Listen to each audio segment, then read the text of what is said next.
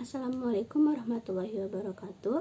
Di sini saya akan mempresentasikan jurnal perbankan yang berjudul Perbandingan Pengelolaan Risiko Kredit Perbankan Syariah dan Perbankan Konvensional yang ditulis oleh Muhammad Iqbal dari Departemen Manajemen Fakultas Ekonomi dan Bisnis Perbanas Institute. Pendahuluan faktor-faktor yang mempengaruhi risiko kredit di industri perbankan di Indonesia, baik faktor kinerja maupun makroekonomi, seperti pertumbuhan DPK, pertumbuhan pembiayaan bermasalah, tingkat suku bunga, dan inflasi, menjadi indikator dalam pengelolaan risiko kredit pada setiap bank.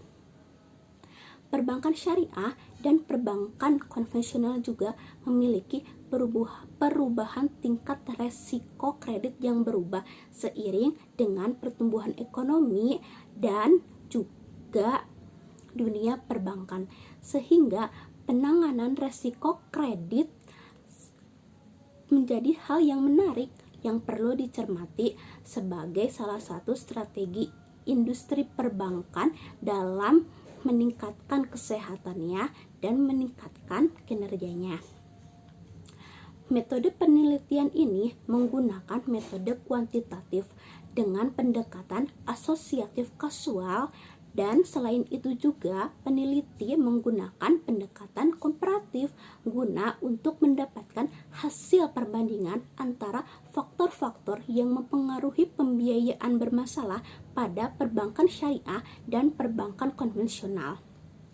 Populasi juga mencakup seluruh jenis bank yang ada di Indonesia, baik itu bank umum maupun bank perkreditan rakyat.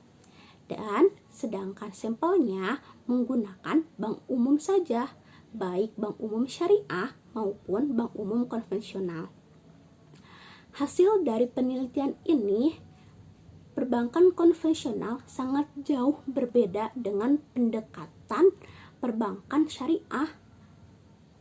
Jika pada model perbankan syariah lebih banyak variabel yang signifikan mempengaruhi pembiayaan bermasalahannya, maka pada model perbankan konvensional sebaliknya lebih banyak variabel yang tidak berpengaruhi terhadap kredit permasalahannya. Pada model ADL perbankan konvensional tidak semua variabel berpengaruh signifikan terhadap kredit bermasalahannya.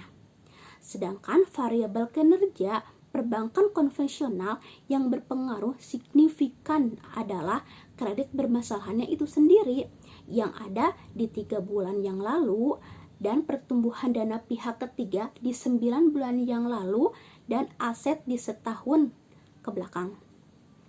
Pembahasannya, pada saat kredit bermasalahan perbankan konvensional hanya dipengaruhi oleh kreditan bermasalahannya di 3 bulan yang lalu. Lain halnya dengan perbankan syariah.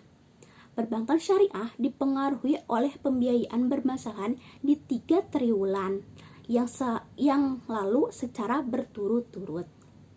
Hal ini mengindikasikan bahwa pengelolaan resiko di bank syariah lebih sulit dibandingkan dengan bank konvensional, karena pengelolaan resiko di perbankan syariah harus lebih rinci dalam mempertimbangkan resiko kreditnya yang muncul di masa lalu.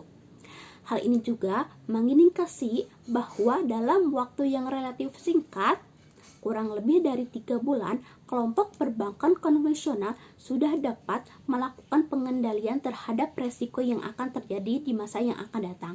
Sedangkan kelompok bank syariah membutuhkan waktu yang sangat lama untuk melakukan pengendalian terhadap resiko yang akan terjadi di masa yang akan datang.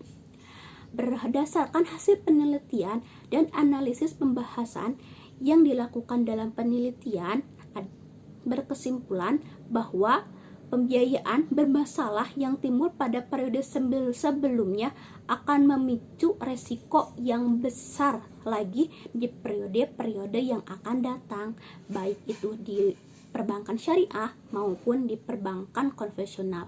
Sekian dari saya, terima kasih. Mohon maaf bila ada kesalahan. Wassalamualaikum warahmatullahi wabarakatuh.